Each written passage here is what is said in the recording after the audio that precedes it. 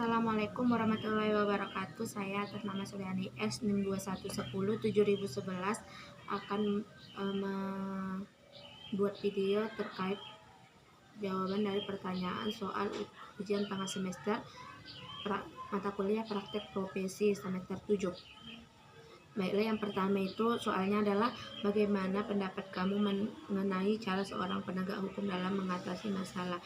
Menurut saya, penegak hukum dalam mengatasi masalah itu adalah yang pertama itu dia menerapkan hukum itu sesuai dengan peraturan yang ada, yang mana itu peraturan perundang-undangan yang telah berlaku di Indonesia, dan tetap mempertahankan hak-hak dari siapa yang atau klien. Misalnya kalau pengacara, maka kliennya dia akan tetap mempertahankan hak-haknya, tetapi tidak boleh juga menentangi dengan peraturan perundang-undangan.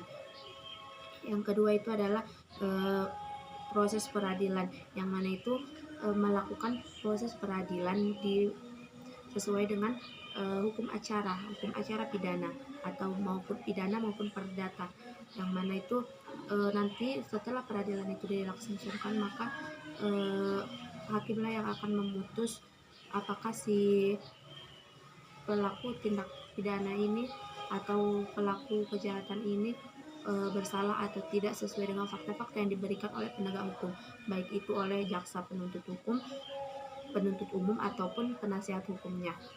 Baiklah, soal yang kedua, bagaimana pengaruh etika terhadap perilaku masyarakat dalam mematuhi hukum, dan contohnya.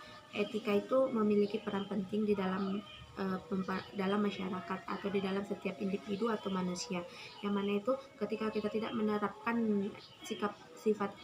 menerapkan etika di dalam diri kita, maka kita senantiasa akan terus melakukan kesalahan, baik itu tindak pidana ataupun kecerobohan ataupun pelanggaran hukum yang lainnya. Contohnya itu adalah ketika kita tidak memiliki etika, maka kita tidak akan mengetahui bahwa mencuri itu adalah sesuatu yang melanggar etika, yang mana itu kita tidak boleh mengambil barang milik orang lain atau merampas hak milik orang lain tanpa dengan melawan hukum atau tanpa diizinkan oleh si pemilik barang tersebut. Maka ketika kita tidak menerapkan itu, maka kita akan senantiasa terus mencuri, karena kita tidak tahu bahwa mencuri itu dilarang. Kita tahu tetapi kita mengabaikannya. Mungkin kebanyakan orang seperti itu.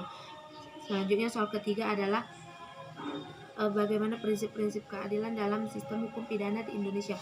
Prinsip-prinsip keadilan di dalam sistem hukum pidana itu adalah, yang pertama itu, yang paling utama adalah prinsip kesamaan di hadapan hukum atau equality before the law, yang mana itu setiap manusia atau masyarakat yang ada di Indonesia ini sama posisinya di hadapan hukum, baik itu si pelaku tindak pidana atau tersangka, terdakwa maupun si korban. Mereka tetap memiliki hak yang sama.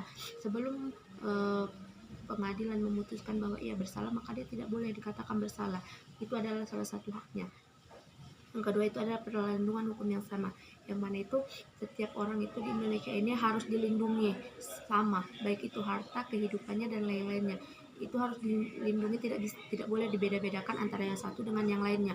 Seperti contohnya itu banyak pepatah yang mengatakan hukum di Indonesia itu adalah tumpul ke atas dan tajam ke bawah, yang mana itu ketika orang-orang yang memiliki jabatan yang tinggi atau uang yang banyak, maka hukum itu tidak mempan baginya atau dia diberikan hukuman yang sedikit. Sementara orang-orang yang tidak memiliki jabatan yang tinggi atau tidak memiliki harta yang banyak, maka hukum itu sangat tajam kepadanya, yaitu dengan memberi atau sanksinya itu berat atau lama gitu ketika dia menjalani pidana. Yang selanjutnya itu kepastian hukum, yang mana itu setiap masyarakat itu di Indonesia ini diberikan kepastian hukum seperti peraturan perundang-undangan, yang mana di dalam peraturan perundang-undangan itu sudah tertera jelas semua peraturan di Indonesia yang boleh dilakukan dan tidak boleh dilakukan. Itu merupakan salah satu bentuk kepastian hukum yang ada di Indonesia. Baiklah, soal yang selanjutnya adalah apa upaya pemerintah dalam meningkatkan kualitas dan profesionalitas profesi hukum. Ya, upaya pemerintah yang bisa dilakukan untuk meningkatkan kualitas dan profesionalitas hukum itu adalah dengan cara melakukan sosialisasi kepada seluruh penegak hukum yang ada di Indonesia agar terus melakukan pekerjaannya itu dengan adil, baik dan jujur, yang mana itu tidak bisa dibayar dengan apapun, baik itu dengan uang atau dengan kekuasaan lainnya. Karena banyak yang kita ketahui di Indonesia ini banyak penegak hukum yang dibayar sehingga dia bisa menyelamatkan orang yang bersalah, atau dibayar hingga dia bisa menjatuhkan lawan dari siapa yang membayar dia tersebut. Dan soal yang terakhir adalah bagaimana tujuan dari organisasi polisi. Tujuan dari organisasi polisi itu adalah, yang pertama itu adalah patroli atau pengawasan, yang mana itu polisi melakukan pengawasan rutin di lokasi-lokasi untuk menjaga keamanan dan ketertiban masyarakat, yang mana itu tujuan dari adanya kepolisian Republik Indonesia adalah untuk mengamankan masyarakat atau menertibkan masyarakat yang ada di Indonesia ini. Yang kedua adalah penegakan hukum, yang mana itu aparat polisi juga bertugas untuk menampung menampung keluhan masyarakat terkait pelanggaran hukum yang terjadi atau tindak pidana yang terjadi atau kejahatan lain yang terjadi, yaitu penyuluhan masyarakat. Aparat polisi juga melakukan penyuluhan masyarakat terkait isu-isu politik yang ada di negara kita. Contohnya itu seperti saat ini banyak isu-isu politik yang beredar tentang kampanye-kampanye, maka penegak hukum atau aparat kepolisian melakukan penyuluhan atau sosialisasi kepada masyarakat agar mereka tidak salah pemikiran terkait apa saja yang telah terjadi atau isu-isu politik yang sedang berkembang pada zaman sekarang ini.